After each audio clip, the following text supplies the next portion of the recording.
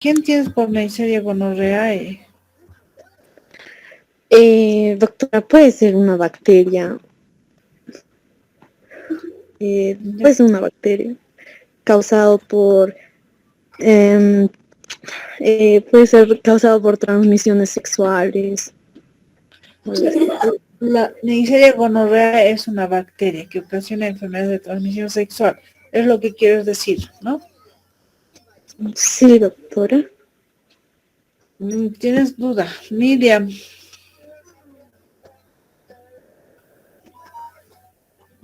¿dónde se han ido, muchachos?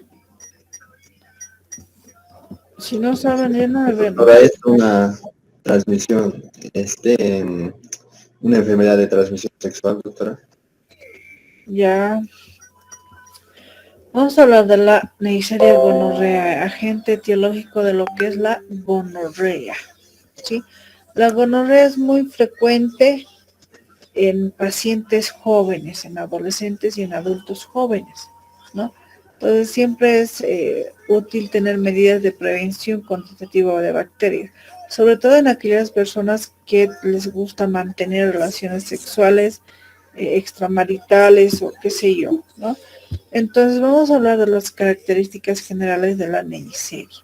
Como ustedes pueden observar acá en la imagen, es una bacteria cocácea, ¿no es cierto? Que tiene la forma de un coco y es gram negativa. Y como ustedes pueden ver también, se agrupan en pares, ¿sí? Y que se van a denominar diplococos, ¿no? Ahora, los lados adyacentes, lo que les estoy mostrando con el cursor, son relativamente aplanados, lo que le da una característica de granos de café, una apariencia de granos de café, ¿no? Este tipo de bacterias son microorganismos intracelulares facultativos. No son móviles ni forman esporas. Son oxidasa y catalasa positivo, ¿no? Ahora, se dice que el hábitat natural de este tipo de bacterias es el hombre, ¿no? Ahora, la edad con la que más frecuente se la va a cultivar es entre los 15 a 24 años de edad, ¿no?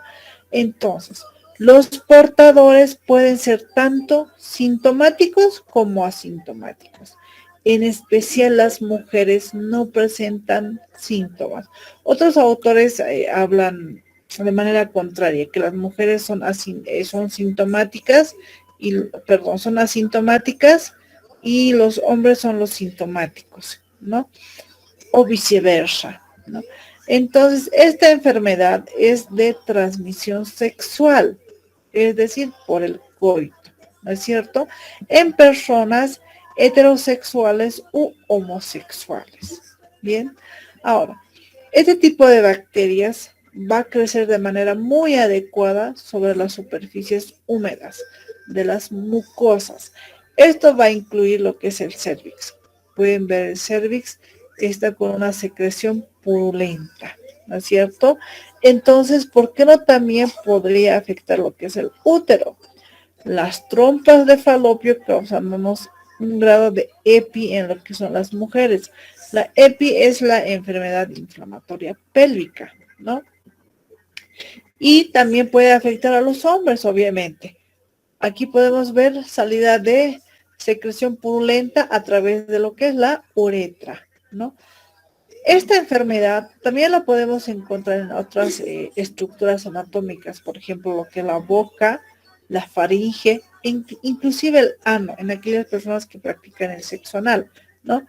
Y, eh, y es mucho menos frecuente encontrarla en lo que son las articulaciones. Si encontramos en las articulaciones, será una artritis gonocócica o también denominada artritis séptica, ¿no?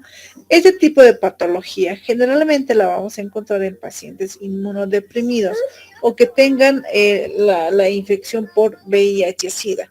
No solamente en este tipo de pacientes que se encuentran comprometidos inmunológicamente, también en los pacientes con diabetes se lo podemos encontrar, en pacientes con síndromes metabólicos también, hipertensos, entre otros, ¿no es cierto? Entonces, las mujeres que tengan gonorrea sin tratar pueden transmitir la bacteria al bebé o al feto, ¿no? Durante el trabajo de parto, a través del canal del parto, causándonos una oftalmía neonatal, o también denominada una conjuntivitis gonocócica. Bien. Ahora, en cuanto a la patogenia, en resumen, el gonococo se adhiere a las células de la mucosa, ¿no? Los gonococos van a ir penetrando en las células y se van a ir multiplicando. Y pasan a través de ellas al espacio subendotelial donde generan la infección. Nuevamente, el gonococo puede infectar a las células ciliadas y no ciliadas, ¿sí? Pero se han demostrado que las infecciones gonocócicas van a ocurrir en dos fases.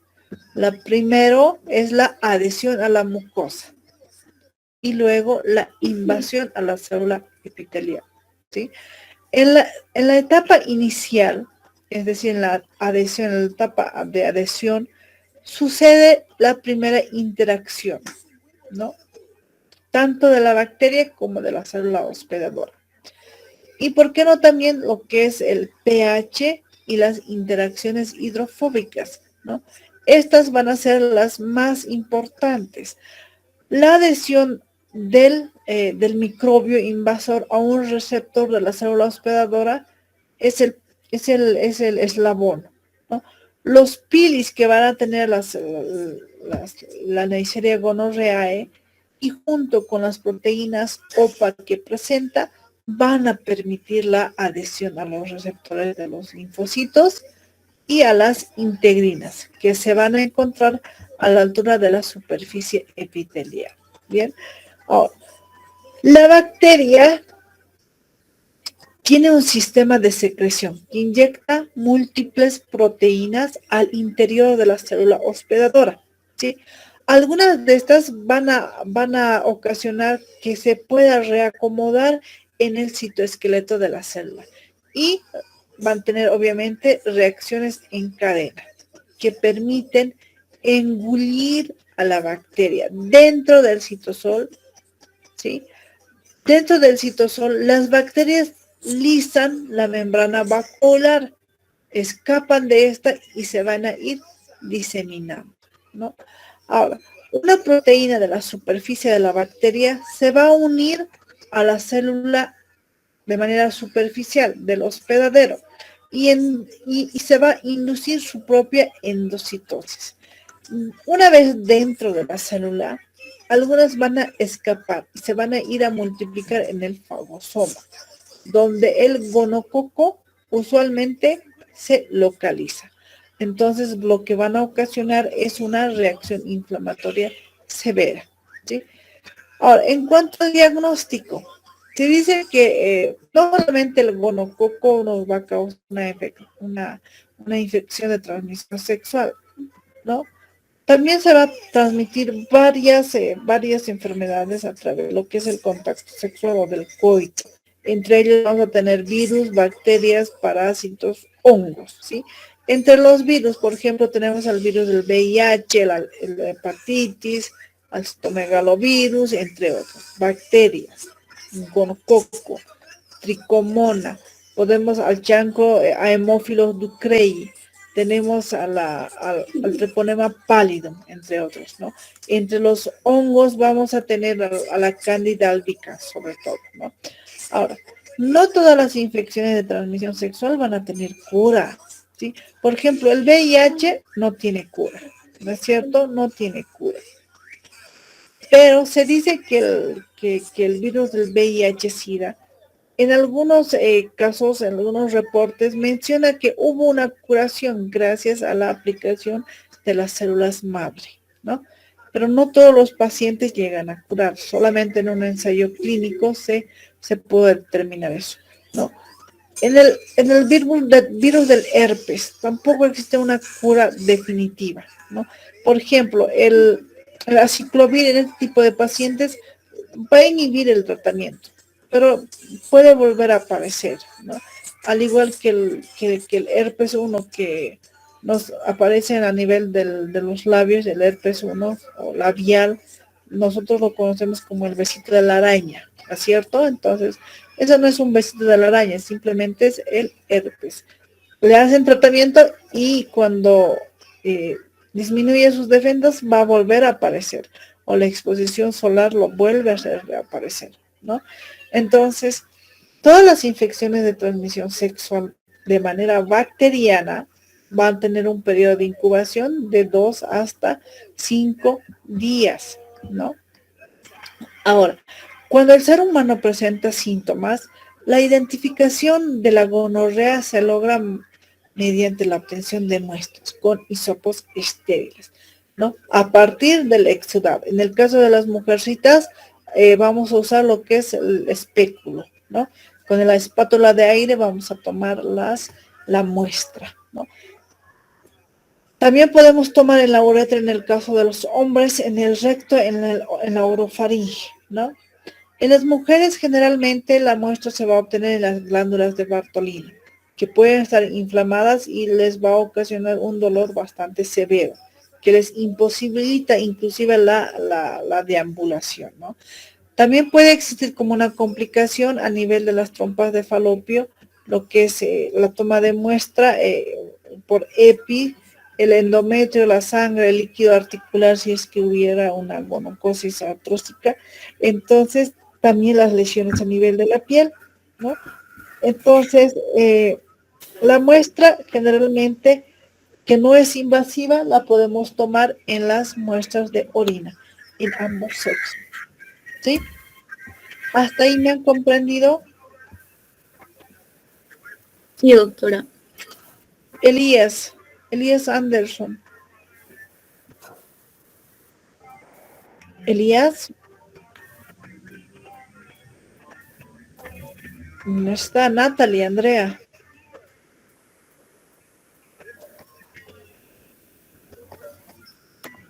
O sea, me han entendido y no hay nadie, jóvenes. Sí se le entendió, doctora. Gracias, Yarumi. ¿Los demás dónde están? ¿Solo está Yarumi? No, doctora, yo también estoy aquí. Sí, le entendió, espera. Sí se entendió, doctora. Ahora parece todos. ¿Qué estamos, doctora? Neida, tú estás en cama, enfermo. Sí, ¿Dónde sí, están los demás? estoy en mi camita, doctora, y ando malito. Luzmila, Doctora, dígame, buenas noches. haz un resumen hasta donde hemos hablado, por favor. Ya. La gonorrea es una bacteria, es un coco o es un diplococo. El modo de transmisión es por la actividad sexual. Si bien es cierto, los síntomas se pueden presentar o como también pueden ser asintomáticos en las mujeres como también en los varones. Mm, Después, en las mujeres, para tomarles la muestra, para ver si tienen esta bacteria, en las mujeres se les toma con lo que es el espéculo, se les hace un raspado, se les toma la muestra, luego se les lleva la muestra al laboratorio. Y en los varones, la muestra se les toma con un hisopo. También se lleva al laboratorio para descartar. Ya, Luzmila, gracias. Ahora, en cuanto a la sintomatología, se dice que un 10 a 20% de todas las mujeres que son afectadas por esta bacteria van a ser asintomáticas, ¿no? Ahora, los hombres infectados, muy pocos hombres infectados son asintomáticos, ¿no? Alrededor del 25% de los hombres va a manifestar uretritis, ¿no? Para que se instale lo que es la uretritis, tiene que pasar un periodo de incubación de 2 a 14 días, ¿sí? La enfermedad suele manifestarse con simples molestias leves a nivel de la uretra, ¿no? Seguidas de hipersensibilidad y dolor peniano intenso. presencia de disuria y obviamente que tiene que haber secreción purulenta, ¿no? Entonces, a medida que la infección se va a ir diseminando a la cara posterior de la uretra, el paciente puede presentar lo que es polaquiuria, puede presentar tenesmo vesical y básicamente en el examen se detecta una secreción uretral purulenta de coloración amarillo verdosa, ¿no? Lo que va a hacer es que puede existir una inflamación del meato uretral, ¿no? Ahora, en el hombre, por ejemplo, puede presentar como una complicación una epididimitis, por ejemplo, ¿no? Entonces, aquí podemos ver un epididimo sano, aquí podemos ver un epididimo enfermo. Y como pueden ver en la imagen, existe un aumento de volumen, ¿no es cierto? Va a haber edema y dolor a la palpación, obviamente. Y si se dan cuenta acá, esto es unilateral, ¿no es cierto? Entonces, de manera muy rara se va a presentar lo que son los abscesos a nivel de las glándulas de Tyson y de Litre, abscesos periuretrales, abscesos a nivel de la próstata o de las vesículas seminales. En el caso de las señoritas o señoras, el cuadro clínico es la que el paciente presente una cervicitis, ¿no? Esta cervicitis va a tener un periodo de incubación no mayor a los 10 días, ¿no? Los síntomas que va a presentar la paciente va a ser disuria, flujo vaginal, eso depende de la gravedad, ¿no? Puede ser leve o grave. Ahora, durante el examen pelviano que nosotros vamos a realizar, vamos a encontrar lo que es la secreción cervical mucopurulenta o purulenta, ¿no? A nivel del orificio cervical externo. Este mismo orificio puede estar eritematoso, puede sangrar de manera muy fácil, puede ser simplemente al contacto con el espéculo puede ser que sangre. Ahora, el paciente puede presentar uretritis concomitante, ¿no? Entonces, esto es importante. Ya les había dicho que la afectación también puede ser a nivel de las glándulas de Bartolini. Otra complicación que podemos encontrar en un 10 a 20% de las mujeres va a ser la aparición de EPI, enfermedad inflamatoria pélvica, ¿no? Esto va a incluir lo que es una salpingitis, una peritonitis pelviana, inclusive podemos llegar a unos abscesos pelvianos, ¿no? Entonces, lo que va a presentar la paciente es una dolor a la palpación a nivel de las fosas ilíacas, también el hipogastrio. Generalmente esto es bilateral. Va a presentar dispareumia, hipersensibilidad significativa al momento del examen a la palpación del abdomen y si todavía más aún si hacemos la palpación a nivel de los anexos y podemos encontrar dolor a la movilización del cervix, ¿no? A la lateralización. Otro dato importante es la gonorrea rectal, ¿no? En aquellos pacientes que van a presentar gonorrea. Ese tipo de patología suele ser asintomática. Suele ser asintomática, sobre todo aparece en los hombres que mantienen relaciones sexuales anales, ¿no? Y en mujeres que también obviamente lo practican el sexo anal. Los síntomas van a ser prurito, es decir, escozor a nivel rectal y una secreción ligeramente turbia y proctorragia y más aún si hay estreñimiento, ¿no? Entonces, este tipo de gonorrea rectal puede presentar un grado variable al examen proctoscópico, ¿no? Podemos encontrar un recto eritematoso, podemos ver el exudado purulento a nivel de la pared rectal, ¿bien? Ahora, también podemos encontrar lo que es la faringitis gonocócica, ¿no? Podemos ver aquí en las paredes de las amígdalas las secreciones, ¿no? Esto generalmente suele ser asintomática, ¿no? En este tipo de pacientes vamos a presentar odinofagia. ¿Qué es odinofagia, Neider?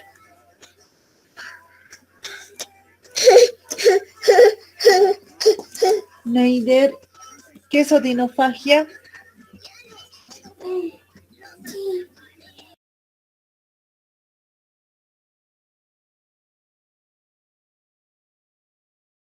¿Dónde están jóvenes? ¿Dónde? Y a ver, ya desaparecen. Doctora, es dolor al consumir elementos al tragar, ¿no? Ya sea algo y te produce dolor al pasar algo, al consumir algo. Entonces simplemente es el dolor al momento de la deglución, sobre todo con ya sea líquidos, peor si son sólidos, ¿no es cierto? Entonces eso es lo que es la odinofagia, ¿no? Al margen de la Neisseria gonorreae podemos distinguir también a la Neisseria meningitis, ¿no? Que están estrechamente relacionados en el desarrollo de este tipo de sintomatología.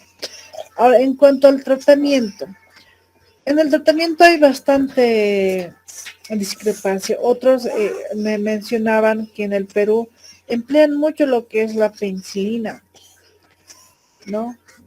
¿Cómo es? ¿Emplean o no la penicilina? Los que son obstetras, qué sé yo. ¿Qué Sí, opinan? doctora. ¿Por qué, Sí, Gilda? doctora. ¿Por qué emplean penicilinas? ¿Cuál es el motivo? ¿Han visto una tasa de curación al momento de aplicar la penicilina, Gilda y compañía? Bueno, la verdad no sé, pero sí sé, doctora, que siempre suelen recetar todo como antibiótico la penicilina para todo tratamiento. Ya. A ver, van a buscar, Gilda, yo que sepa, la penicilina, este tipo de pacientes y con este tipo de bacterias, es que la Neisseria gonorreae ha desarrollado bastante resistencia a este tipo de tratamiento, ¿no? Presenta mucha resistencia. Ahora, existe otro tratamiento, es a base de las cefalosporinas y de los macrólidos, ¿no? De acuerdo si es una infección gonicásica complicada o no, ¿no? Entonces, de preferencia vamos a utilizar la ceftriaxona de un gramo intramuscular más acitromicina por vía oral, ¿no? Eso es lo que generalmente se da. Ahora, otra alternativa, por ejemplo, podemos tener, siempre vamos a ver en qué estadio está el paciente, si es realmente avanzado o no. Entonces, vamos a poder utilizar cefixime de 400 miligramos por vía oral más acitromicina de 1 gramo por vía oral, ¿no? Es otro tipo de esquema, por decirlo así. Ahora, los pacientes que van a presentar alergia a lo que es la acitromicina, vomitan el fármaco de inmediato, podemos administrar doxiciclina de 100 miligramos, ¿no? Durante 7 días como una alternativa a lo que es la acitromicina, ¿no? Ahora, en este tipo de pacientes que van a presentar alergias a las cefalosporinas, vamos a usar lo que es la gemifloxacina, que es una quinolona, ¿no es cierto? Pero de igual forma vamos a usar la citromicina. Otros van a preferir administrar lo que es la gentamicina y la acitromicina, ¿no? Esto es en cuanto a la gonorrea. Bien, jóvenes. Entonces, ustedes a la siguiente clase hay un grupo que va a exponer también gonorrea. Nos van a ampliar mucho más sobre lo que es la gonorrea. ¿Han comprendido, chicos? Sí, doctora. Sí, Muy doctora. bien. Luz, mira, tienen la tarea por si acaso. ¿Por qué dan? Vas a buscar artículos y no vas a cometer esa barbaridad de la penicilina benzatínica, me dijeron. Benzatínica es la que se utiliza. Entonces, si bien la penicilina se aplica para diferentes tratamientos, por ejemplo, la penicilina es muy útil para el tratamiento de la sífilis, ¿no? Como dosis única.